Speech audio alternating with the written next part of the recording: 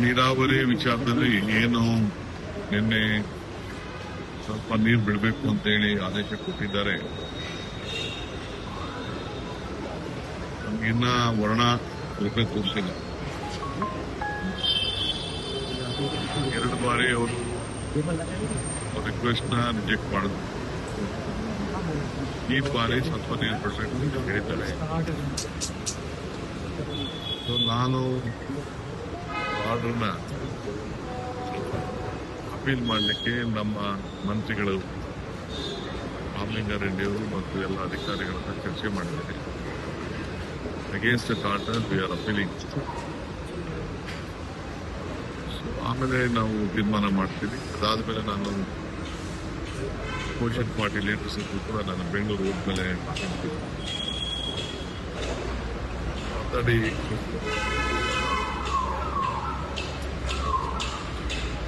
ಈ ಮಧ್ಯದಲ್ಲಿ Tamil Nadu chief minister ಕೂಡ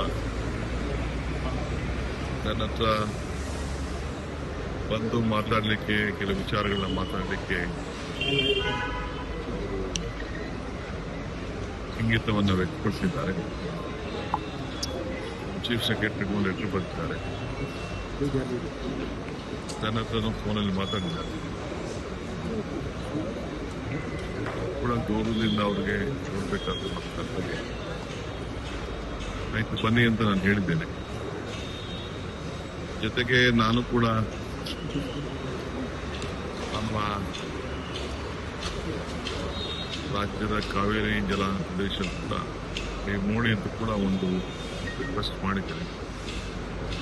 ಇದಕ್ಕೆಲ್ಲ ವೀಕ್ಷಣೆ ಮಾಡಲಿಕ್ಕೆ ಹೆಲಿಕಾಪ್ಟರ್ ವ್ಯವಸ್ಥೆ ಮಾಡಲಿಕ್ಕೆ ಕೂಡ ಹೇಳಿದ್ದೆ.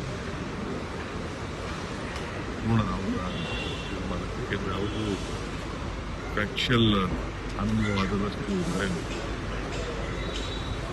ದೃಷ್ಟಿಯಿಂದ ಇದೊಂದು ಮಹತ್ವದಂಥ ನಿರ್ಣಯ, ಸೌಹಾರ್ದದ ನಿರ್ಣಯ, ಅಭಿಪ್ರಾಯಗಳು, ವಿಚಾರ ಏನಿದೆ ಅಂತ ನನಗಿನ ಅರ್ಥ ಆಗಿಲ್ಲ.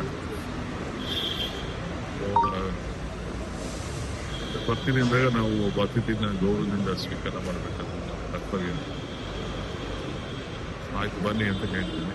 ಅದಕ್ಕೆ ಸಿದ್ಧತೆ ಕೂಡ ನಾವು ಮಾಡ್ತೀವಿ. ಕರ್ನಾಟಕ ನ್ಯೂಸ್ ಬೀಟ್ ಫಾಲೋ ಮಾಡಿ, ಸಬ್ಸ್ಕ್ರೈಬ್ ಮಾಡಿ.